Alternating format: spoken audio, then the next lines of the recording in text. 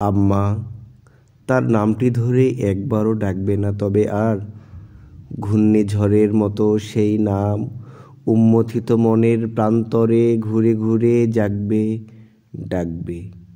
দুটি ঠোঁটের ভেতর থেকে মুক্তোর মতো গড়িয়ে এসে একবারও উজ্জ্বল হয়ে উঠবে না, সারাটি জীবনেও না। তবে হার, কি করে এই গুরুভার সইবে তুমি? কতদিন?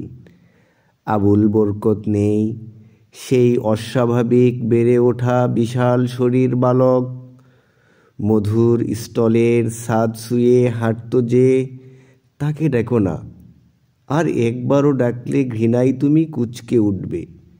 সালাম, রফিক উদ্দিন, জব্বার, কি বিষণ্ণ থোকা থোকা নাম। এই এক সারি বর্ষার তীক্ষ্ণ ফালার মতো এখন হৃদয়কে হানে বিচ্ছেদের জন্য তৈরি হওয়ার আগেই। আমরা ওদের হারিয়েছি, কেননা প্রতিক্রিয়ার গ্রাস জীবন ও মনুষ্যত্বকে সমীহ করে না। ভেবে ওঠার আগেই আমরা ওদের হারিয়েছি, কেননা প্রতিক্রিয়ার কৌশল এক মৃত্যু দিয়ে হাজার মৃত্যুকে ডেকে আনে। আর একবার আমরা হারিয়েছি এমন কয়েকজনকে, যারা কোনো দিন মন থেকে মুছবে না, কোনো দিন কাউকে শান্ত হতে দেবে না।